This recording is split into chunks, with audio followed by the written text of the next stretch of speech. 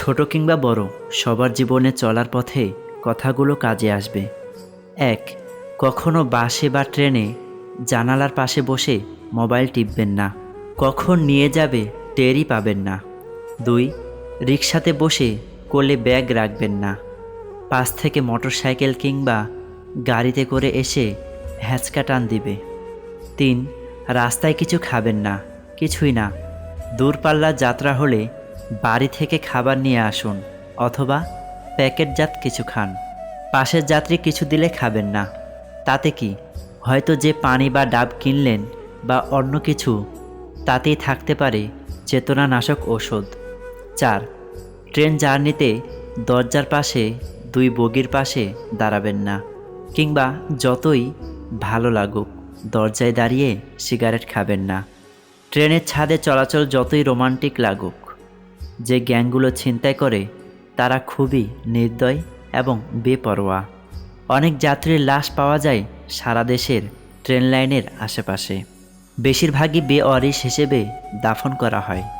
৫. কপাল খারাপ হলে ছিনতাইয়ের শিকার হবেন। ধরা যাক হলেন, কি করবেন? ছিনতাইকারী বেশ কয়েকজন, আপনি একা, চারপাশে কেউ নেই, আপনাকে ঘেরাও করে রেখেছে। আপনার পকেটে দামি ফোন, টাকা। এসব ক্ষেত্রে ভালো হয় ফোন, টাকার মায়া ত্যাগ করা, কারণ ছিনতাইকারীরা বেশিরভাগই নেশাগ্রস্ত। আপনার জীবনের দাম পৃথিবীর যে কোনো দামি ফোনের চেয়েও অনেক বেশি। ৬. বান্ধবী বা মেয়ে বন্ধুর সাথে রেস্টুরেন্টে বা পার্কে যাচ্ছেন, হঠাৎ দেখবেন আপনার চারপাশে একদল ছেলের আবির্ভাব। এরা কিন্তু একটা গ্যাং। দেখবেন আপনাদের নিয়ে নানা রকম আজে বাজে কথা বলছে, বাজে ইঙ্গিত দিচ্ছে। আসলে ওরা চাইছে আপনাকে উত্তেজিত করে একটা ঝামেলায় বাঁধাতে। এতে ওদের লাভ। সেটা কী রকম? ধরা যাক আপনি মাথা গরম করে ঝামেলায় জড়ালেন। ওরা আপনাকে অপমান করেছে বলে আপনি পাল্টা কিছু বললেন বা করলেন। এই পেয়ে গেল সুযোগ। ওরা তখন বাইরে থেকে নেতা গোছের কাউকে ধরে আনবে, যিনি এসেই আপনাকে বান্ধবীর সামনে বিভিন্ন জেরা করবে। তারপর বিচারে আপনাকেই দোষী বানিয়ে দেবে। অতঃপর মিটমাট করার নাম করে আপনার কাছে জরিমানা বাবদ টাকা পয়সা কিংবা দামি ঘড়ি, ফোন রেখে দিবে। তাই ওসব জায়গায় কথা বাড়ানো মানেই ঝামেলা ডেকে আনা। আর নির্জন জায়গা হলে ওদের দেখা মাত্রই সরে পড়ুন। ৭. ভোরবেলা ঢাকা এসে পৌঁছেছেন, সাহস দেখিয়ে রাস্তায় নেমে পড়তে যাবেন না। বাস স্টপে বা ট্রেন স্টেশনে অপেক্ষা করুন। সকালে যখন রাস্তায় যথেষ্ট মানুষ থাকবে তখন বের হন। ৮. ট্রেন স্টেশনে বা সদরঘাটে নিজে নিজে বয়ে নিয়ে যেতে পারেন না এমন বোঝা নিয়ে এসেছেন তো মরেছেন। মাথায় করে পৌঁছে দেওয়ার নামে আপনার কাছ থেকে চাঁদার মতো ৪০০-৫০০ টাকা খসিয়ে নেবে কুলিরা। তাই সাবধানে থাকুন, দরদাম করে তারপর কুলি ঠিক করুন। ৯. নিউ মার্কেট বা নীলক্ষেতের মতো জায়গায় কেনাকাটা করতে গেলে খুবই সাবধান। কৌতূহলের বশে কোনো কিছুর দাম জিজ্ঞেস করলেও এখানে আপনাকে পাল্টা দাম বলার জন্য জোরাজুরি করবে। মনে রাখবেন, এখানে মেজাজ দেখিয়ে লাভ নাই। এখানকার দোকানিরা সংঘবদ্ধ হয়ে কাজ করে। ১০. বাসে উঠলে প্যান্টের পকেটে মোবাইল, মানিব্যাগ এসব কিছু রাখা নিরাপদ না। দেখবেন ভিড়ের মাঝে বাসে উঠতেছেন, যে কেউ টান মেরে নিয়ে যেতে পারে, টেরও পাবেন না। তাই সামনের পকেটে এসব জিনিস রাখুন। ১১. বাণিজ্য মেলা, চিড়িয়াখানা, চন্দ্রিমা উদ্যান বা শিশু পার্কে গিয়ে দাম খুব ভালো করে না জেনে কিচ্ছু খাবেন না। দেখা যাবে একটা সিঙ্গারা কিংবা আধা প্লেট বিরিয়ানি খাইয়ে ৪০০-৫০০ টাকার বিল ধরিয়ে দেবে আপনাকে। ১২. রাতে ঘোরাঘুরি না করাই ভালো। ছিনতাইকারী ধরলে তো কথাই নেই।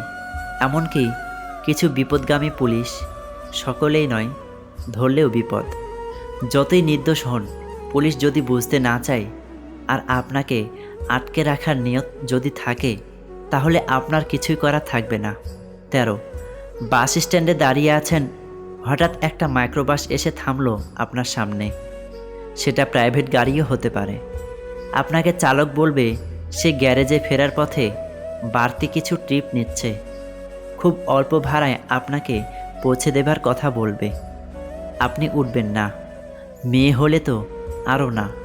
14, রাস্তায় দাঁড়িয়ে আছেন, হঠাৎ ভদ্রবেশী কেউ এসে, সে হতে পারে ছেলে বা মেয়ে বা বয়স্ক, আপনার ফোন চাইল। বলল উনার কোনো একটা সমস্যার কথা, এক্ষুনি একটা ফোন দিতে হবে কাউকে। আপনি বিশ্বাস করে ফোনটা দিলেন, দেখবেন পরক্ষণেই হুট করে বাইকে উঠে হাওয়া। 15, সাথে সব সময় পরিচয়পত্র বা আইডি কার্ডের ফটোকপি সাথে রাখুন। বিপদে পড়লে খুব কাজে দেয়। হয়তো কোনো দুর্ঘটনা ঘটেছে, অজ্ঞান হয়ে পড়ে আছেন, তখন যারা উদ্ধার কাজে আসবে তারা আপনার পরিবার পরিজনকে জানাতে পারবে। 16, নতুন বিবাহিত হলে এবং স্ত্রীকে সাথে নিয়ে কোথাও ঘুরতে গেলে কাবিননামার ছবি মোবাইলে তুলে রাখুন। কখন কোন কাজে লেগে যাবে বুঝতে পারবেন না। সবচেয়ে বড় কথা, সব সময় সতর্ক থাকুন, চোখ কান খোলা রাখুন। মনে রাখবেন, দোয়া পড়ে ঘর থেকে বাহির হবেন। সন্তানের জন্য বাবার লেখা অসাধারণ এক চিঠি। প্রিয় সন্তান, আমি তোমাকে এই 3টি কারণে চিঠিটি লিখছি। 1, জীবন, ভাগ্য এবং দুর্ঘটনার কোনো নিশ্চয়তা নেই। কেউ জানে না সে কতদিন বাঁচবে। 2, আমি তোমার বাবা। যদি আমি তোমাকে এ কথা না বলি, অন্য কেউ বলবে না। 3, যা লিখলাম তা আমার নিজের ব্যক্তিগত তিক্ত অভিজ্ঞতা। এটা হয়তো তোমাকে অনেক অপ্রয়োজনীয় কষ্ট পাওয়া থেকে রক্ষা করতে পারে। জীবনে চলার পথে এগুলো মনে রাখার চেষ্টা করবে।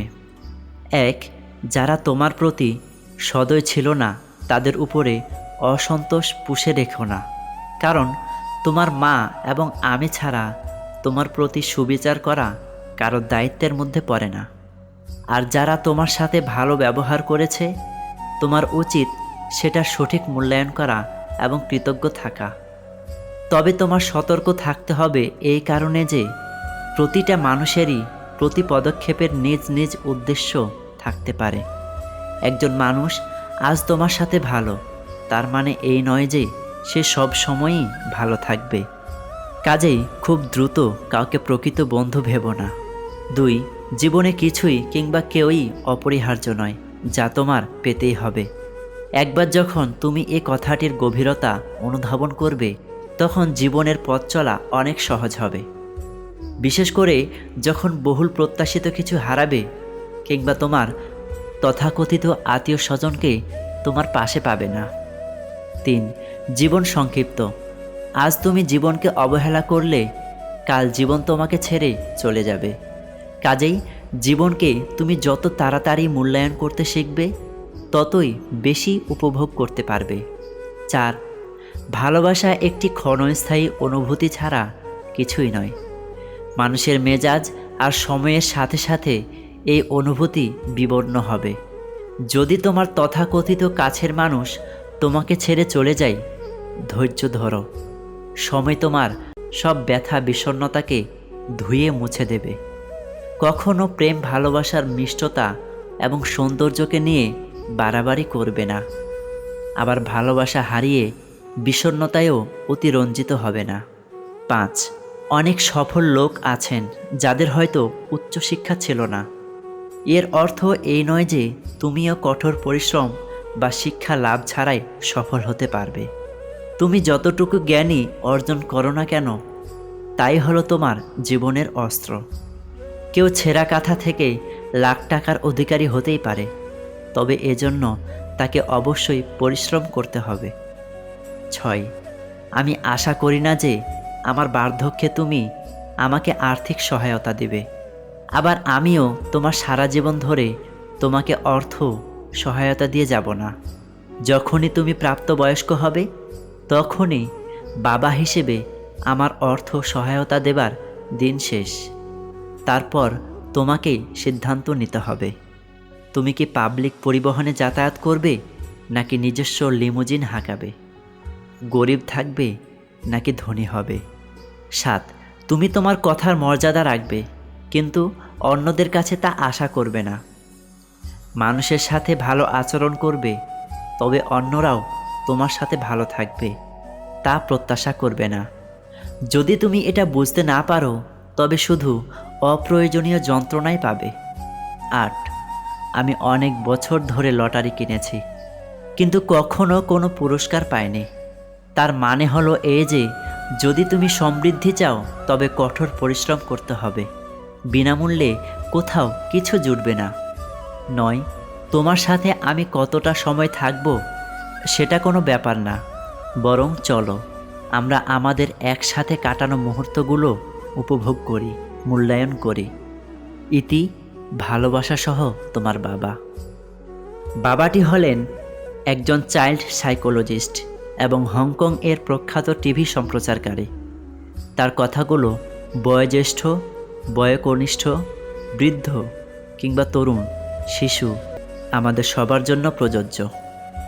আশা করছি আজকের ভিডিওটি আপনার অনেক ভালো লেগেছে।